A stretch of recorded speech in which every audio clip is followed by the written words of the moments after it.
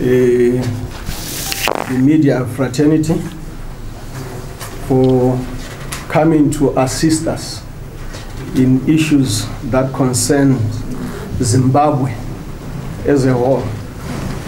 I have colleagues here, Comrade Fandafa, Comrade Ignatius, and Comrade Shelley Case. We are the founding members of the Zimbabwe National Liberation War Veterans Association. We have come here specifically to share some of our concerns, and we are here representing plus minus 30,000 living veterans of the liberation struggle and those that have departed. We prepared a communique, and allow me to go through the communique, and then I will give my colleagues also opportunity to highlight some of the issues which we would like to share with the nation at large and beyond. Please, I ask you, the media, to work with us without a bias, because the issues we want to raise are of a national concern. Let me go straight to the communique. Comrades and friends and foes, ladies and gentlemen, members of the media fraternity, I sit before you today representing plus minus 30,000 living liberation veterans of the struggle. Veterans are seriously in desperate need of better life as their welfare continue to take a toll for the West. Contrary to a popular belief that after independence, we would come home to Han and Milk, 95% of veterans of the liberation struggle continue to wallow in abject poverty 40 years post the independence. There seems to be no hope for the better in sight. Comrades in their large numbers have reverted back to their rural homes because there is no life or future in urban settlements, as they cannot just afford to survive above the poverty datum line. It is catastrophic. Many of us die not because of advanced age, but we cannot afford access to health care. The majority of us do not even have titled homes, let alone access to basic necessities such as water and electricity. Our challenges as veterans are no way insurmountable if we apply our minds properly. We need to change the paradigm and get out of our comfort zone. We have put much of our faith and trust in the system that continue to sideline our basic aspirations. By the look of it, it points out to the reality that indeed we are on our own. The sooner we wake up and smell the coffee, the better for our bright future and that of our future generation. Veterans came up with a noble idea to register an association that would in turn be used as a vehicle for empowering comrades in addressing their welfare. From its inception, there was much hope, and as it promised to offer light at the end of the tunnel. We later realized that the tunnel was from an advancing trade. The association performed and continued to perform very badly because of its leadership, which upon election, they abandoned their mandate to provide lasting solutions to the welfare of the veterans. Instead, they shifted their focus and aligned themselves with partisan politics. The welfare of veterans continues to suffer as a result. Not that we want to be a welfare case, far from it. What we are asking for is for a central government to avail an enabling environment for us as war veterans, where we can engage in proper income generating projects in mining, farming, manufacturing, trophy hunting, just to mention but a few. By so doing, the veterans would partner international capital thus improving their welfare, being and that of their offspring eternally. It is, ladies and gentlemen, common knowledge that veterans of the liberation of Zimbabwe are not only a national brand, but has continental appeal too. We have continued to squander many opportunities by confining our brand domestically instead of spreading ourselves beyond our borders. This has instead been as a result of a leadership who lacked a vision to steer our association to greater heights through new innovations so as a result, we remain a charity case. As a way forward, we require men and women of note and substance to take us out of this norm and provide leadership, men and women with integrity, commitment and compassion on the plight of war veterans of the liberation struggle.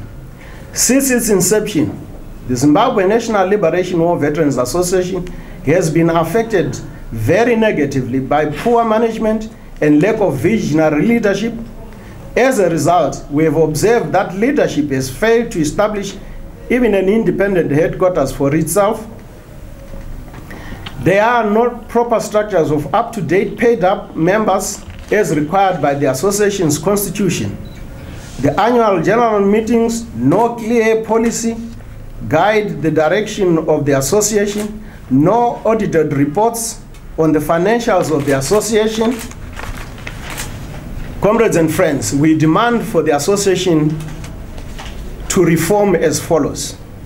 Upon its dissolution of the leadership, there has to be a mechanism in place to start a process of conducting a Congress which will in turn accord the election of a new leadership.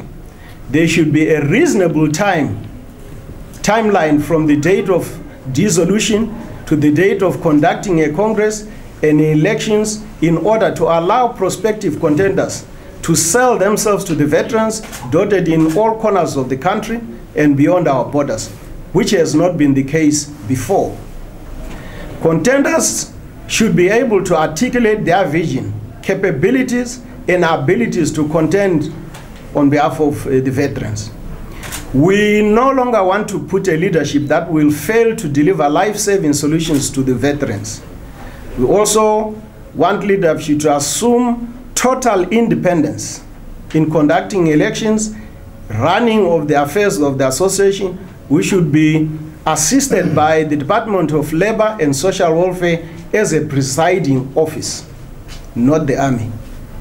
After electing the new leadership at national and provincial level, we should be able immediately focus on a 5-year development plan which clearly indicates area in which the leadership will embark on. There should be projected timelines, programs, and projects to be taken during the new leadership's tenure. There are outstanding housekeeping issues, ladies and gentlemen, conclusively, such as the NITRAM, which I will give Comrade Gina to include the issue of NITRAM properties. Comrade continued to suffer, yet they contributed large sums of money towards their investment. The association, as a bona fide and authentic representative of the victims of the NITRAM scourge, should ensure that property is safely returned to their rightful owners. In conclusion, comrades and friends, ladies and gentlemen, members of the media fraternity, may I singularly and collectively appeal to all citizens of Zimbabwe, the President and the government of the Republic of Zimbabwe, to seek a common ground to work together for the benefit of the supplicating Zimbabweans. We are only solution to our economic challenges, just as we are the source of the problem. No man or woman possesses a monopoly of ideas on how Zimbabwe can come out of its current predicament. It requires a collective input. I thank you. May the ancestors of our continent prevail over our conscience. I thank you. Can I then... My full name is Ignatius Mutsinze. I'm going to tackle the question, the land question, which is now becoming a burning issue in this country.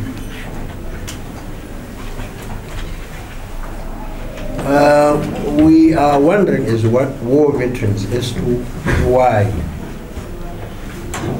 our government is now given priority in terms of compensation to the white settlers or former white farmers ahead of black farmers or black Zimbabweans whose land perhaps was grabbed by government during the land reform program. But instead of compensating those black farmers, government is now considering compensating the white former farmers ahead of us. So we wonder as to what the justification is. What is the justification for government to consider compensating the whites who in the first place grabbed the land from us, from our ancestors? The whites also stole livestock from our ancestors many years ago. Those who have read history should know about this. Government has never considered compensation of those whose livestock was grabbed by the former colonial settlers. It's a burning issue. Perhaps somehow a solution can be found, but we are, as war veterans, we are very disappointed. We went to war to fight the former the settlers for just that reason, for the land, so that the land is given back to us. But now government is considering inviting those to come back and get the land. So we are also puzzled. The question of productivity has been an issue that government is using for its justification in giving back the land to the whites. But the question is, how can a farmer be productive if he has not been given something to use? For instance, they are talking of a 99-year lease. A 99-year lease, you cannot go to the bank and say, I've got a 99-year lease, please give me money so that I become productive on my land. We as war veterans, we want a title. We want a title to the land. That is what gives us the power. That is what gives us the leverage to work on the land so that we become productive. If we don't, we can't use the 99-year lease to go and borrow money from the banks. Because the 99 lease, it means the land still belongs to the state. So the government, the banks won't give you the money. So we want title to the land.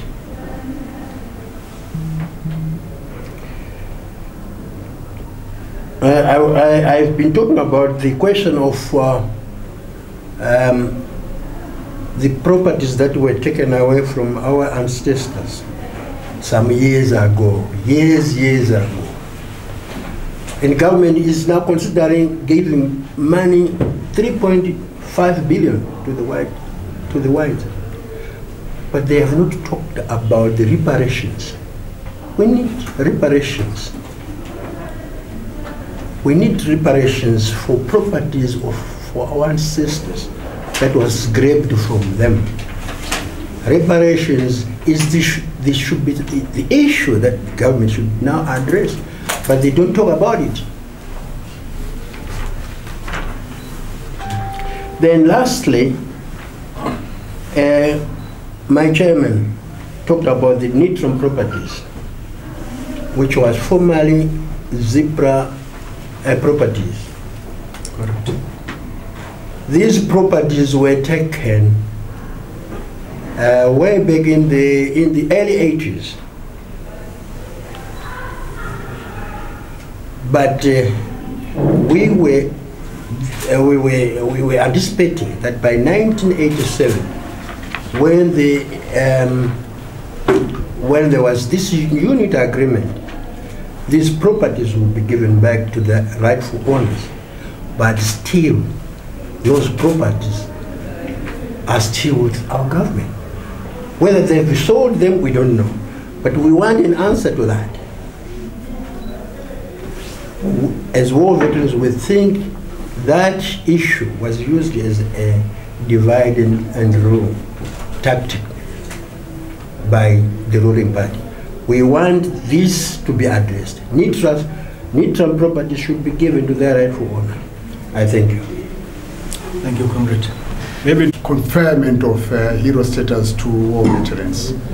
We as war veterans demand that all the war veterans, anyone who crossed the border into Mozambique, Zambia, or any other neighboring countries during the war and was trained and came back to Zimbabwe to fight for the freedom of this country should be honored with the status of a national hero.